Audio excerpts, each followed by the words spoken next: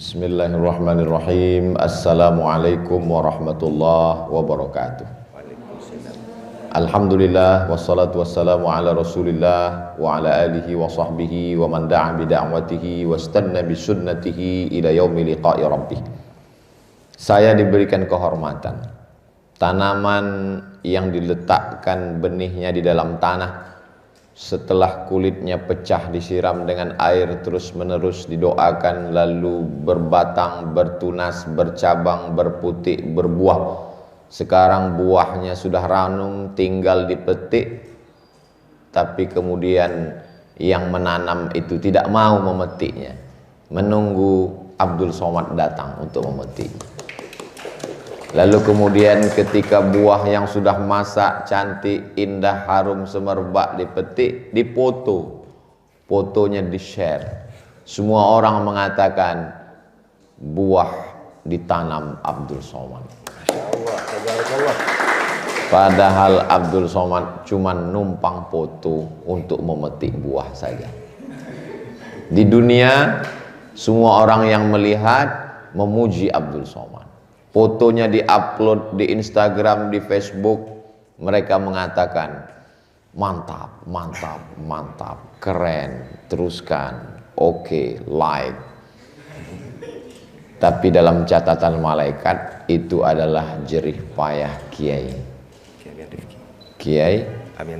Amin Rifki yang tiap malam membangunkan santrinya untuk tahajud, mengulangi murojaah hafalan Qur'annya di dalam sholat, yang memperhatikan letak-letak pojok ayat supaya tidak lepas dari kepalanya.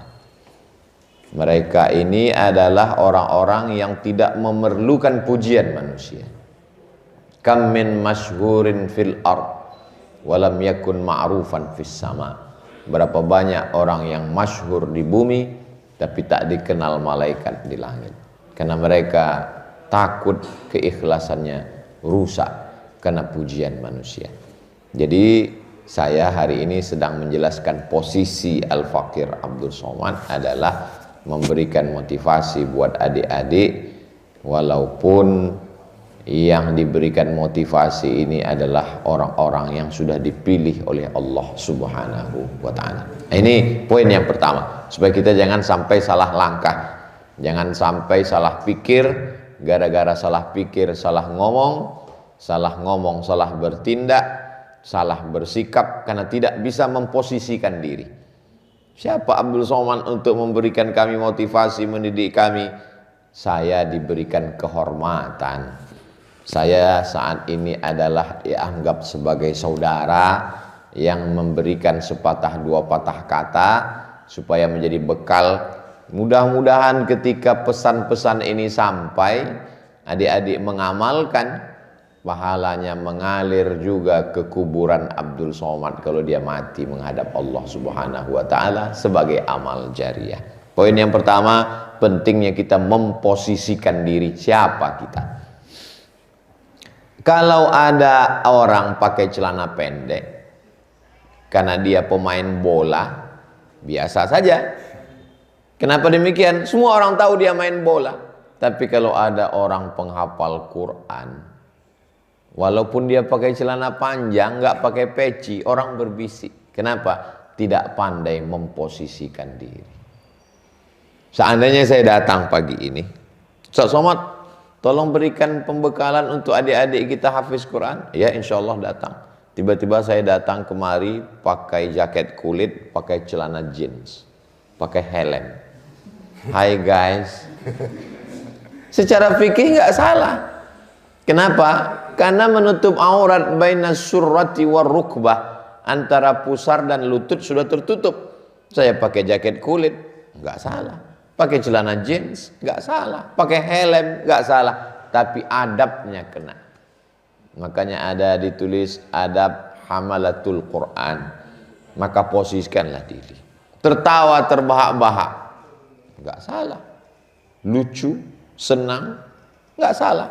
Tapi begitu adik-adik membawa Al-Quran 30 juz di kepala, dari mulai cara berjalan, dari mulai cara bicara, dari mulai tatapan mata, Ustaz Somad kenapa enggak ngelihat wajah pembawa acara ketika sedang dialog di TV? Kebetulan pembawa acaranya perempuan. Rupanya dalam acara itu mereka perhatikan mata saya ke lantai terus. Kenapa Ustaz enggak lihat wajah dia? Kalau saya lihat wajah dia, kamera ke mata saya. Ini penting. Jangan sampai kalau kita salah, yang disalahkan orang, Al-Qur'annya ikut salah. Oh, lihat tuh, hafal Quran tapi duduknya di pinggir jalan.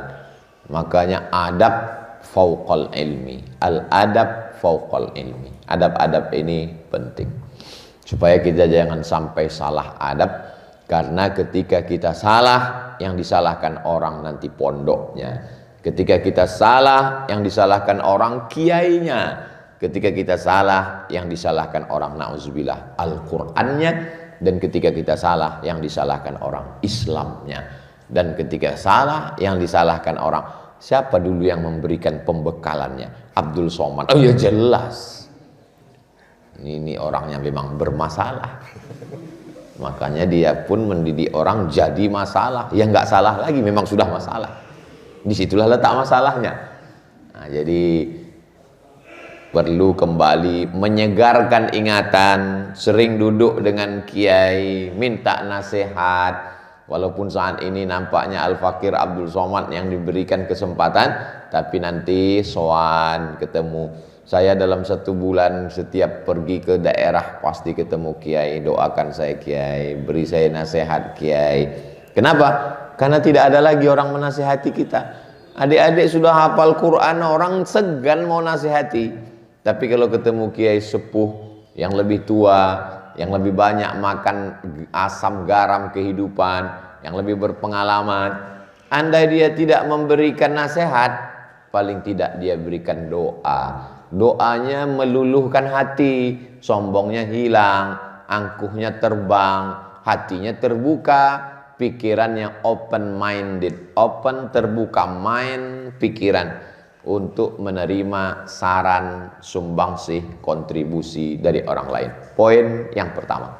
Poin yang kedua, Al-Quran itu tidak turun dalam bentuk kertas yang melayang-layang dari langit. Al-Quran itu adalah suara yang didengar oleh Nabi Muhammad SAW yang dibunyikan oleh mulut Jibril alaihissalam. Ketika Jibril membacakan ayat itu, Nabi Muhammad langsung mengucapkannya karena nggak sabar, takut lupa. Lalu kemudian Allah mengatakan, La tuharrik bihi lisanaka lita'jala bih.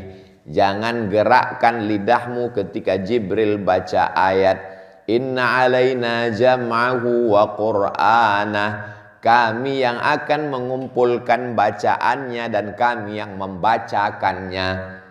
Jibril membaca didengar Nabi Muhammad SAW. Nabi membaca didengar oleh sahabat. Sahabat membaca didengar oleh tabi'in. Tabi'in membaca didengar oleh tabi'in. Sampailah ke kiai membaca, adik-adik mendengar.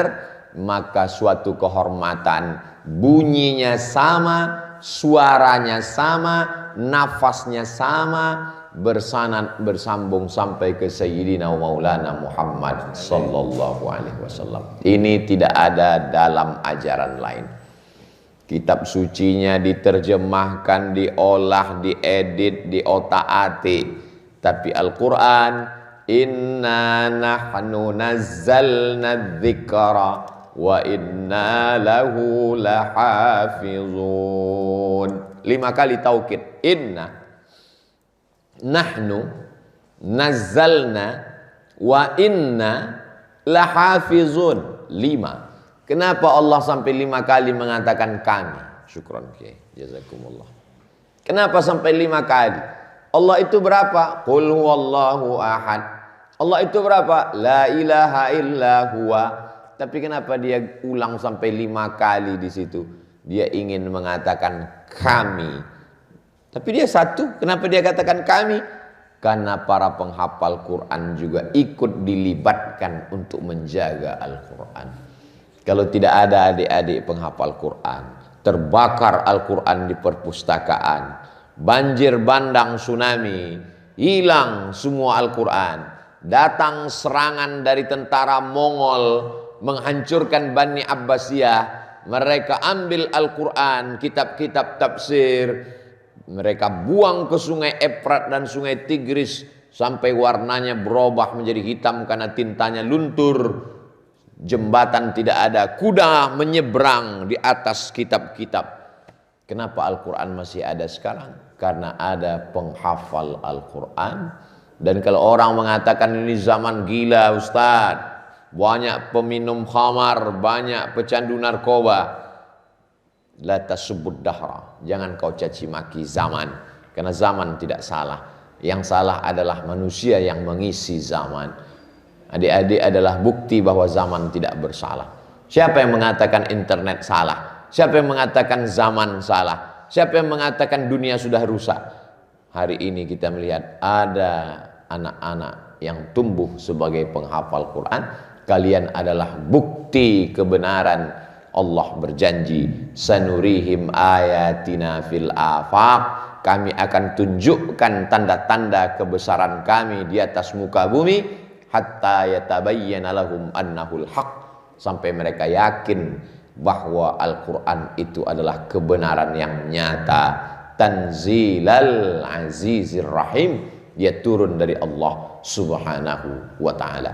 Jadi kedatangan adik-adik ke atas dunia ini, tepatnya di Pulau Madura ini, bukan sekedar untuk membuat dunia ini menjadi kotor, bukan menjadi sampah, na'udzubillah, bukan membuat macet jalan, bukan ngabis-ngabisin padi di Pulau Madura, tapi sebagai bukti kebenaran agama Allah subhanahu wa ta'ala. Maka kalau orang mengecilkan kita, besarkan diri kita. Membesarkan diri itu kan takbur sombong Pak Ustadz. Besar bukan karena jabatan, besar bukan karena kekayaan, besar bukan karena kekuasaan, tapi karena Allah sudah memilih engkau untuk mewarisi Al-Quran. Nabi Muhammad SAW yang membawa Al-Quran sudah meninggal. Sahabat-sahabat Nabi meninggal. Terakhir meninggal Anas bin Malik, terakhir meninggal Abu Tufail. 100 tahun setelah aku ada di dunia ini, semua sahabat meninggal, kata Nabi. Tapi ada yang ditinggalkannya Al-Quran, yang diwariskan generasi bergenerasi, zaman berzaman, sampai tahun 1443, 2022, 15 abad, hampir perjalanan Islam, 1 milenium setengah, adik-adik terpilih di antara semua anak-anak yang ada di dunia. Bayangkan itu. Berapa janin yang keguguran, prematur. Ada yang selamat, lahir. Berapa di antara anak yang terlahir itu tertabrak mobil, kecelakaan, demam panas, meninggal. Sampai remaja, berapa banyak di antara yang remaja itu juga meninggal karena geng motor, sakau, overdosis narkoba, karena tawuran, meninggal. Setelah itu ada yang sampai usia kuliah belajar. Berapa banyak di antara mereka ketika mengajukan judul nggak diterima dosen, stres, minum racun tikus, meninggal. Berhasil sampai sarjana. Berapa banyak di antara yang sarjana, yang sehat, dokter spesialis, ternyata diserang COVID, meninggal. COVID sudah pulang, ibunya datang. Pulang juga, adik-adik tetap bertahan. Kalian adalah anak-anak yang lulus fit and proper test. Dari mulai rahim sampai usia sekarang. Kenapa kalian masih hidup? Oh, karena rajin makan 4 sehat 5 sempurna. Berapa banyak orang habis olahraga sakit jantung mati. Lalu kenapa masih hidup? Karena Allah ingin kalian menjadi baik. Dan dunia ikut menjadi baik karena kehadiran kalian. Alladzi khalaqal mauta, Allah yang menciptakan mati, wal hayata, Allah yang menciptakan hidup. Ada yang dikasih hidup, ada yang dikasih mati. Kenapa Allah beri kalian hidup? Liyabluwakum ayyukum ahsanu amala. Karena Allah ingin melihat siapa yang paling baik amalnya, dan kalian lulus sampai hari ini. Apakah besok akan lulus? Kita semua berharap karena kelulusan kalian menjadi barokah buat kami. Setiap satu huruf yang keluar dari mulut kalian mengalir pahalanya untuk ayah kalian, untuk ibu kalian, untuk para kiai. Abdul Somad dapat juga walau sedikit 0,1%, karena dia bagian finishingnya saja. Ada tukang yang ngecor lantai, menanamkan tiang pancang, yang memasang, semuanya tukang hingga jadilah hotel bangunan yang cantik indah ini. Mereka bekerja keras, luka tangannya, melepuh kulitnya, berdarah jarinya. Tapi begitu bangunan sudah selesai, datang Abdul Somad. Acara apa? Pemencetan tombol peresmian hotel.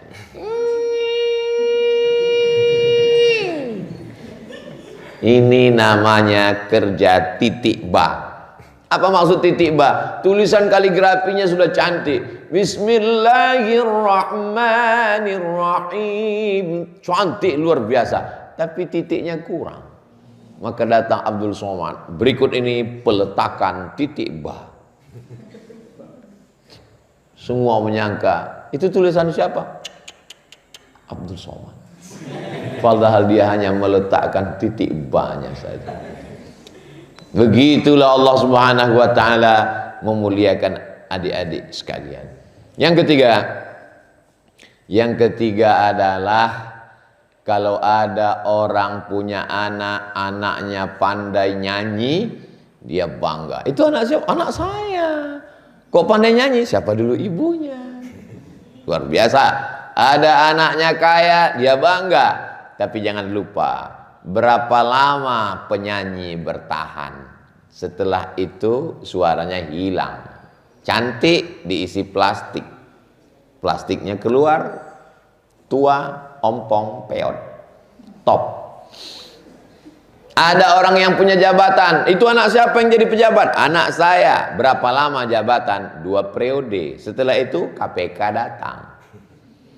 Yang paling bahagia adalah ayah dan ibu kalian. Kenapa? Kalian penghafal Quran, 1 hari paling tidak murojaah 2 juz, 1 bulan kalian khatam 12, 1 tahun 24 kali, 1 bulan 2 kali.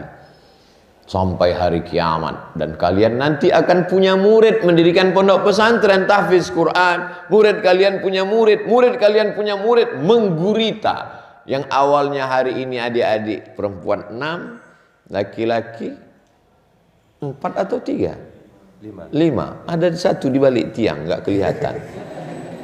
Tapi malaikat tidak pernah luput mencatat segala amal kalian. Dari 6 ini akan ada 6.000 tahfiz Quran perempuan. Menyebar dari Pulau Madura sampai ke Pennsylvania, Amerika. Nanti akan ada Mau'izul Amin. Ustadz Abdul Somad nanti datang ya. Acara apa? Acara peresmian. Peresmian apa? Peresmian cabang Mau'izul Amin Eropa. Amin.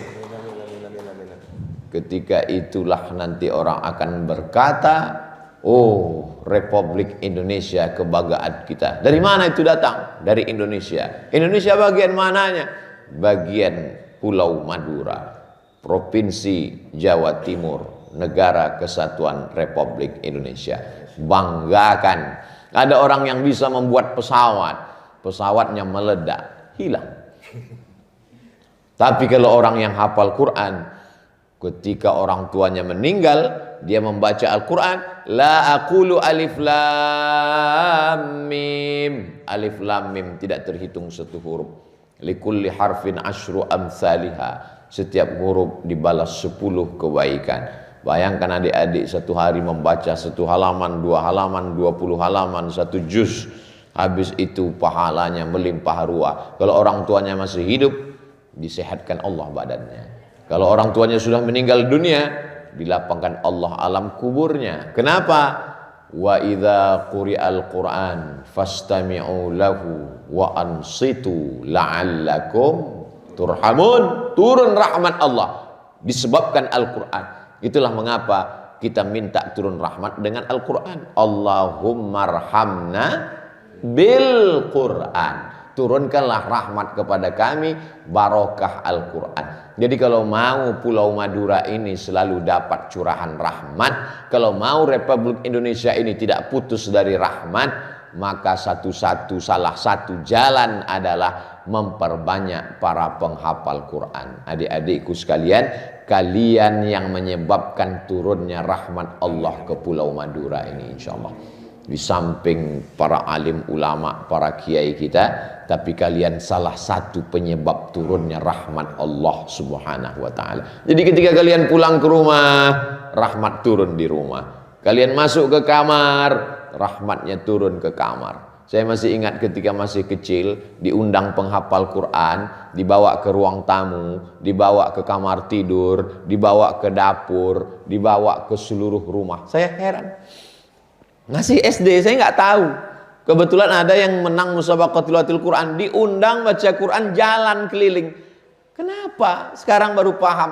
Rupanya bekas-bekas tapak kakinya, bekas-bekas dia berjalan, diharapkan turun rahmat dan barokah. Jadi video ini nanti di-share. Semua yang punya anak gadis ingin supaya kalian menjadi menantunya. Amin, amin. Karena ingin rahmatnya, barokahnya turun insya Allah. Maka umat ini disadarkan keberhasilan dunia akan berakhir, tapi kemampuan Al-Quran inilah yang akan kekal abadi. Itu 3 poin utama, mudah-mudahan menjadi bekal buat adik-adik dan kita semua insya Allah.